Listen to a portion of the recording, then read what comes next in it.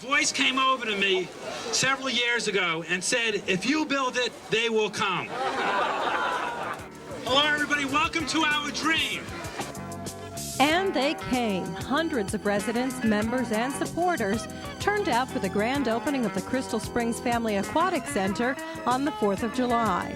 Jennifer Enton spoke with township officials and facility users on this historic day in East Brunswick. Also that evening, the township celebrated Independence Day with entertainment and fireworks at the fairgrounds. We'll have all of this and much more coming up, including the Summer Soccer Camp Awards, the first Wonderful Wednesday concert at the Gazebo, and some new tips from gardening expert Peggy Ballister-Howells. But first, here's a quick rundown of the Channel 8 program schedule for the week of July 11th. Step into shape on Monday morning with Lenore Kulik at 10 a.m. Lenore shows how to use this popular form of aerobics on Look Great, Feel Great. Preschoolers can enjoy stories about fish and fishing on Stories from the Library at 10:30.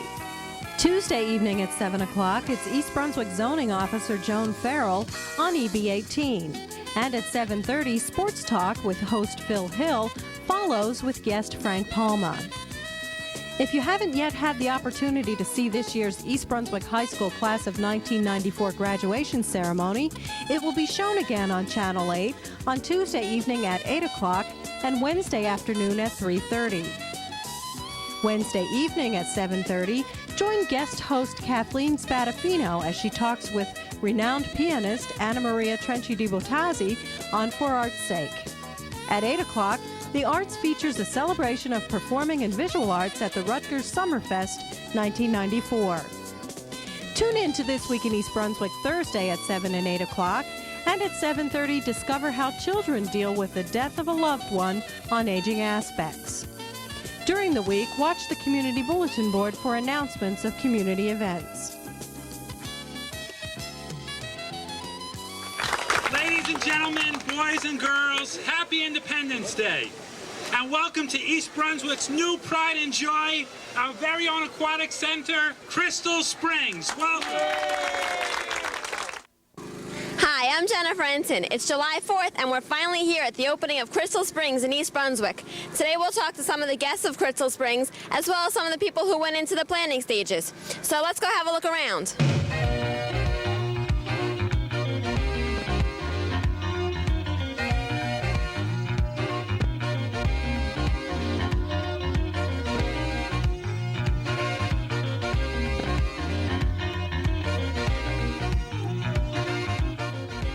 It's more than I expected. It's come out, everything's come together all at once. It looks wonderful. I don't think we could have done better. It's fantastic. Hi, I'm here with Pete LaFranca, and he's one of the first people online today. Pete, what time did you get here this morning? I think 10. Why'd you get here so early? Because I thought the line was going to be really long, so I wanted to get here early. What are you most looking forward to inside? Anything, just getting in, because I'm pretty anxious.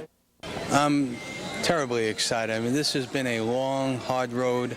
There's been a lot of peaks, a lot of low points, but now that we have the facility open and it's up and running, I'm very happy about it. And as you can see here, there's a lot of families coming in through the door, and they're going to have a great day and a great summer here in East Brunswick. Arthur, what are you looking forward to here today? Water slides, just swim in the pool, and just have fun with my friends, hang out. What are you most looking forward to at Crystal Springs? To get wet and have fun in the pool, like everybody else, and just to see them enjoying themselves. Did you like the slide? I loved it. What did you like best about it? It was really fun going down as fast as I could. What's your favorite part of Crystal Springs? Well, I want to get into the lazy river. I haven't had a chance to get onto that yet, but I think that's something that I'm looking forward to myself. What was the best part about it? When you start going down. Have you been on anything else today? The lazy river. What do you like best? The water slide. You guys look really relaxed. You having fun? This is a great day. It's a great park. We're having a blast. And Alana's having the best time of her life. Right, Alana? What's your favorite thing here? This. The lazy river? Is this everything you expected it would be? And more. It's fantastic. We signed up early. We've been longing for this for weeks and weeks. We've been down here every week watching them build, and we're ecstatic. We will be here every day. Is it everything that you hoped it would be? Oh, God, yeah, it's terrific. What's your favorite part? I'm in it. What about you? This. Are you kidding me? This is a vegetable venue. Sit here and vegetate. Hi, I'm here with Judith Lebline, who's responsible for most of what you see here today. Judith, tell me. Tired Judith Lebline. Is this everything that you expected it would be? Well, we knew all the while. It's no surprise to us. We've been working on this for over 6 years. We were involved with the design, so we knew what was to be expected. I think the hardest thing the last couple of weeks has been the people that didn't know what we were building here, people that were impatient riding by saying, why aren't we seeing things happening faster? You know, we had 17 snowstorms. Then, I don't know, I must have really gotten Mother Nature mad at me. 17 snowstorms, 4 feet of snow, then a heat wave, and then rain every night this week.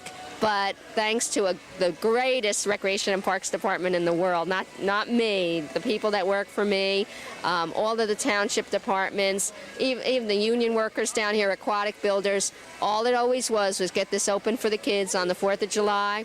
People rode by and said, there's no way you're going to do it. So we're accepting apologies from everyone because we're here. There's a tiny little minor inconvenience here and there, but in 2 weeks, this place is going to be it. And everybody seems very pleased.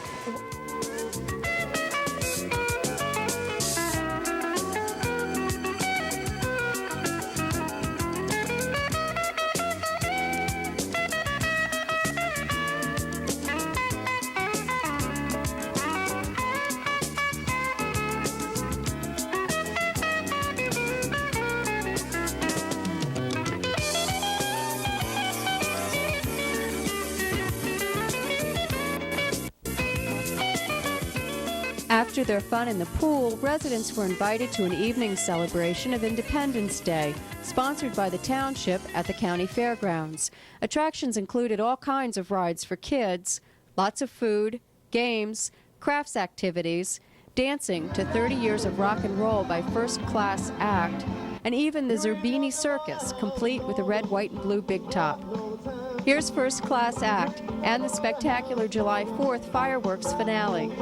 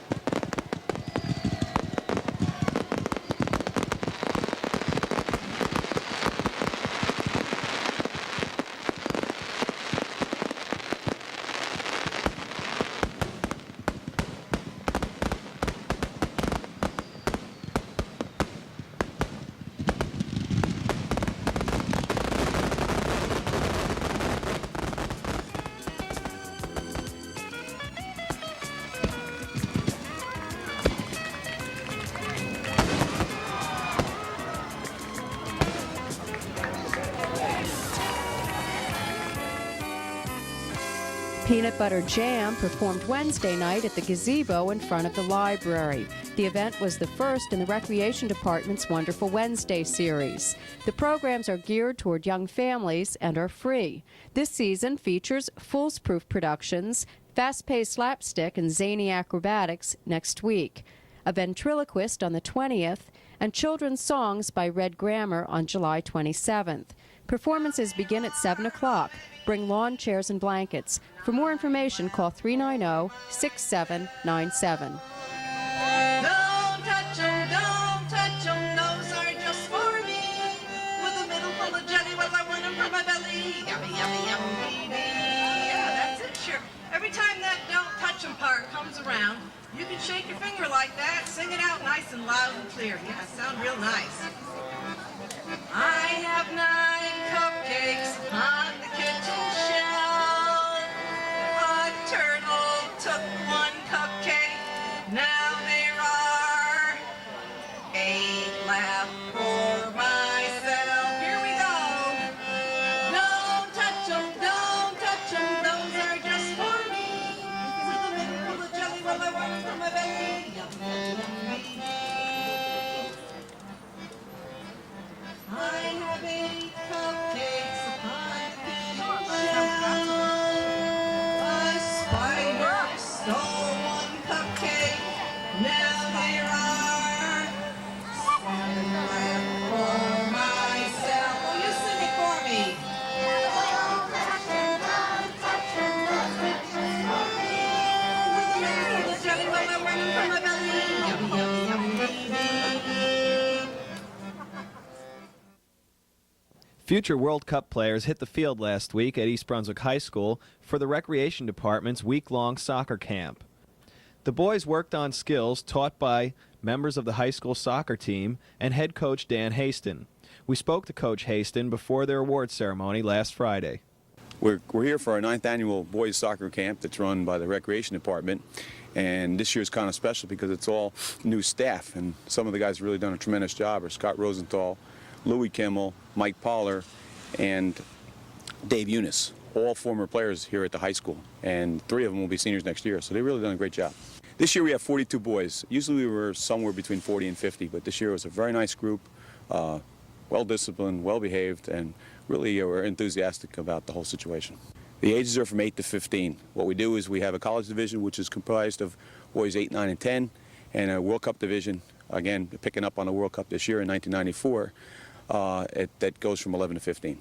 The awards that are given today they have practice sessions and then preliminary competition, and each of the different teams has a best juggler, a best dribbler, a coach's award, a best goalkeeper, and a Mr. Hustle award.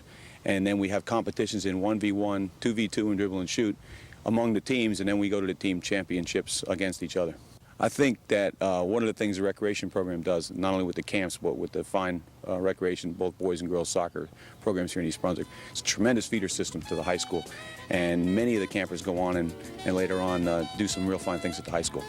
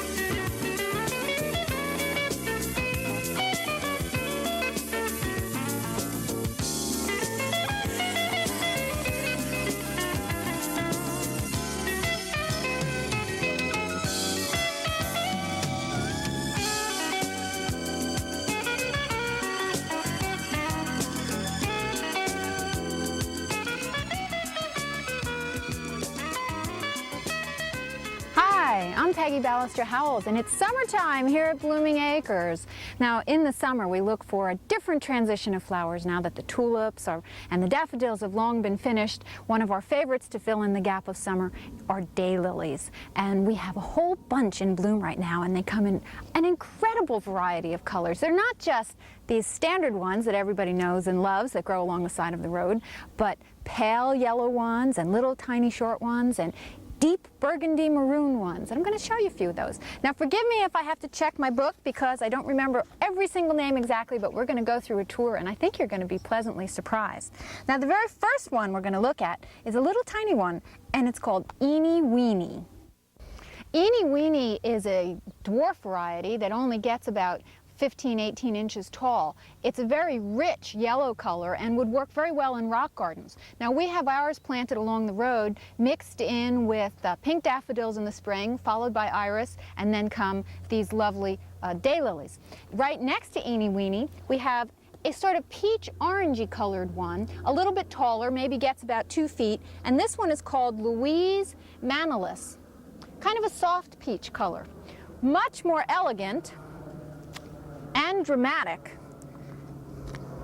is Green Glitter. I don't think it's quite green, but you can see that if you look very close in the center of the flower, there are hints of green. The flowers are very large. This is more typical of your daylily sized plant, reaching maybe 2 to 2.5 feet. You know, the buds on daylilies are edible, and in places where they grow them commercially, they often harvest the buds to eat. I think they're too beautiful to waste eating, but if you're desperate one day, you could always eat your flowers. Little Maggie is another smaller flowered, intermediate in sized form of daylily. It can get a little bit taller. You can see there's some differentiation in the plants, but a lovely, almost raspberry color.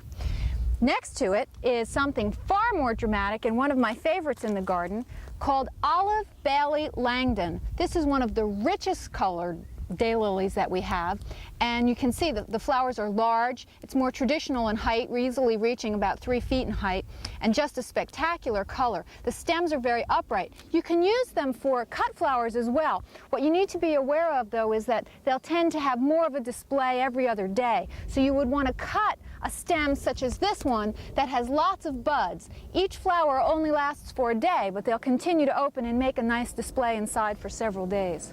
The color of Gertrude Condon is almost impossible to describe. It's sort of an orangey yellow, but has a day glow type quality to it and a large flower with a very upright stem. The flowers are quite significantly above the leaves and very vivid. One of the more spectacular ones only because it stands out so the color is so unusual.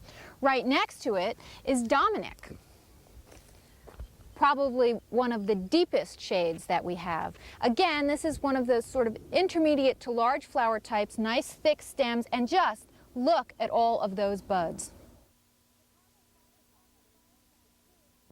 Chicago Firecracker is one of the truest red daylilies. It doesn't produce as many buds per stem, but it's intermediate in height, slightly shorter than Dominic, and maybe about the same size as Gertrude Condon. It's nice to have a variation in height to create interest through the daylily garden. Barbary Corsair has a very unusual growth habit. Notice that the leaves are compact and lower to the ground, but it has a very long, graceful stem. The flowers are small, and this is our first bloom on this, so I'm anxious to see what it looks like when it's really open. But it creates a different look and, again, interest in the garden. It's nice to know that these will come back each year and get fuller and more lush. After a few years, they can be divided, which is best done in the early spring. Next to Barbary Corsair, we have Lavender Dew. Almost pink, a hint of lavender. Short, more compact, again diversity in height, but a lovely shade with many buds. Japanese Brocade was sent to me as one of the favorites from the supplier. I was very pleased with the color, but the slight irregularity on the petals was a tiny bit of a disappointment. But I must say I was not disappointed with Riley Barron. If I had to pick a favorite of all the daylilies we have, this is it. The plants themselves are lush, the stems are nice and tall and upright and thick, and many, many buds, but just look at that color. That is gorgeous. Thanks for joining us here at Blooming Acres. See you next time. Bye-bye. And now, as a community, we can say that we have achieved our goal. We have Crystal Springs to enjoy for us, our children, and our children's children. This is not a one-day family outing. This is a long-term commitment to a facility that will enhance the quality of our lives and the value of our community. Yeah!